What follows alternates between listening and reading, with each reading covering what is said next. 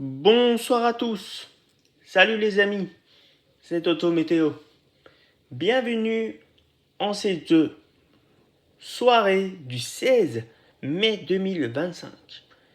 Alors, j'y suis venu pour parler des tendances saisonnières pour le mois de juin, pour le mois de juillet et pour le mois d'août.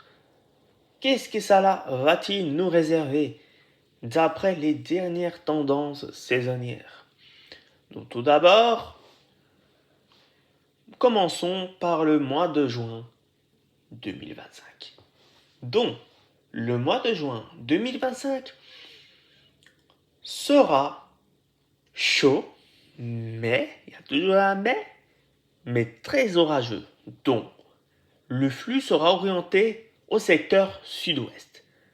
On risque de craindre des orages violents, donc destructeurs, dont accompagnés de grosses grêles, de forts rafales de vent et un risque de phénomènes tourbillonnants, comme chaque épisode orageux importante.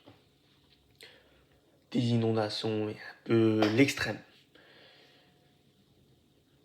Et tout ailleurs, vers les régions les plus au nord, dont l'Islande, la Scandinavie, une fraîcheur va perturber une partie de l'Écosse aussi. Une fraîcheur avec des pluies et des averses, dont un temps typiquement frais pour les régions les plus au nord, dont les pays nordiques, dont on risque de craindre de la fraîcheur. Si vous craignez les fortes chaleurs pour cet été, c'est dans les pays nordiques qu'il faut aller pour profiter de cette fraîcheur. Donc tout ailleurs, dans toute l'Europe, il n'y aura pas de fraîcheur d'ailleurs cet été, donc le risque sera faible. Donc même si un petit fraîcheur peut intervenir, c'est après chaque dégradation rajoute, mais ça sera temporairement, donc pas de grande fraîcheur à craindre normalement pour cet été 2025. Et ailleurs, dont vers la Turquie, la Grèce et les Balkans, il fera très chaud avec des risques de canicule remontant via la Tunisie. Il fera très chaud, donc prudence si vous circulez dans ces zones-là pour les vacances. Et ailleurs, ça sera chaud et beau. Passons au mois de juillet 2025. Le mois de juillet 2025 sera par contre très chaud pour l'Europe en globalité. Donc, l'Europe de l'Ouest, dont la France, la Belgique, l'Espagne, l'Allemagne, de fortes chaleurs à craindre là-bas, avec une sécheresse qui va commencer à s'accentuer, une sécheresse de surface, donc manque d'eau pourra se faire sentir dans certaines régions. Donc, heureusement encore les nappes phréatiques sont remplies, mais ça risque de faire mal pour les agriculteurs dont le potager et la végétation risquent d'être assez secs à cause de la sécheresse qui pourra s'installer. On ne sait pas combien de temps, mais en tout cas, le mois de juillet risque d'être assez sec et très chaud. Donc, des risques de canicule seront élevés en ce mois de juillet 2025, dont plusieurs épisodes caniculaires n'est pas à exclure. Au moins 1 à 3 épisodes caniculaires n'est pas à exclure. Donc, il faudra surveiller. Un épisode caniculaire se prévoit 10 jours à l'avant et pas avant. Et quand c'est au délai de 10 jours, on peut juste dire le risque à ne pas négliger.